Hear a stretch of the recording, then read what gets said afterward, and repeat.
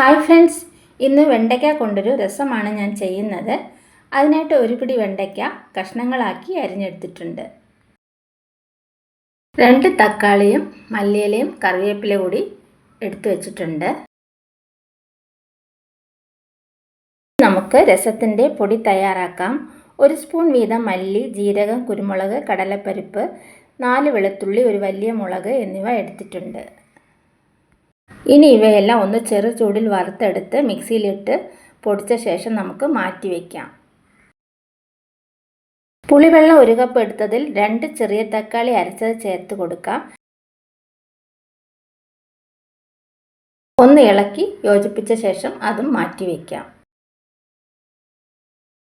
ഈ ഒരു ചട്ടിയിൽ എണ്ണ ഒഴിച്ച് വെണ്ടയ്ക്ക കഷ്ണങ്ങളൊന്ന് വറുത്തെടുക്കണം. വറുത്ത കഷ്ണങ്ങൾ നമുക്ക് കോരി മാറ്റി വയ്ക്കാം. അതേ എണ്ണയിൽ തന്നെ കടുകും ഉലുവയും പൊട്ടിക്കാം. കൂടെ ഉള്ളി അരിഞ്ഞതും വറ്റൽമുളകും കറിവേപ്പിലയും ചേർത്ത് വറുത്തെടുക്കണം. ഒന്ന് വഴറ്റി കൊടുക്കാം. ചേർത്ത് കൊടുക്കേണ്ടത് കുറച്ച് മഞ്ഞൾപ്പൊടിയും കായപ്പൊടിയുമാണ്. അതുകൂടി ഇട്ട് കൊടുക്കാം. ഒന്ന് വഴറ്റിയതിന് ശേഷം നമുക്ക് പൊടിച്ച് വെച്ചിരിക്കുന്ന രസപ്പൊടി ചേർത്ത് കൊടുക്കണം. ചെറുതീയിലിട്ട് വേണം നമുക്കിതൊക്കെ ഒന്ന് ചെയ്തെടുക്കാൻ. വറുത്ത് മാറ്റി വെച്ചിരിക്കുന്ന വെണ്ടയ്ക്ക കഷ്ണങ്ങൾ കൂടി ചേർത്ത് ഒന്നുകൂടി ഇളക്കി ഒന്ന് വറുത്തെടുക്കാം. ഇനി പുളിയും തക്കാളിയും ചേർത്തുള്ള വെള്ളം ഒഴിച്ചു കൊടുക്കാം. കൂടെ തന്നെ എത്ര രസം ആവശ്യമുണ്ടോ അതനുസരിച്ചുള്ള വെള്ളം കൂടി ഒഴിച്ചു കൊടുക്കണം. ഈ രസം ഉണ്ടെങ്കിൽ നമുക്ക് ചോറിനോടൊപ്പം മറ്റൊരു കറി ആവശ്യമില്ല. അത്രയ്ക്ക് ടേസ്റ്റാണിത്. എല്ലാവരും ഒന്ന് ട്രൈ ചെയ്ത് നോക്കുക. കുറച്ച് ഉപ്പ് കൂടി ചേർത്ത് കൊടുക്കാം. അതിനോടൊപ്പം തന്നെ അരിഞ്ഞു വെച്ചിരിക്കുന്ന മല്ലിയില കൂടി ചേർത്ത് കൊടുക്കാം. ഒരു ചെറിയ കഷ്ണം ശർക്കര കൂടി ഇട്ട് കൊടുക്കാം.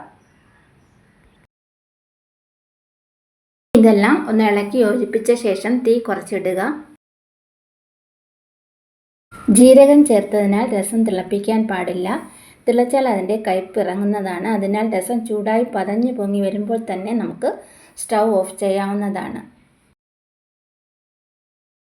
പിന്നീട് നമുക്കിതൊന്ന് മൂടി വെച്ചേക്കാം. വിളമ്പാൻ സമയമാകുമ്പോൾ തുറന്ന് ഉപയോഗിക്കാവുന്നതാണ്.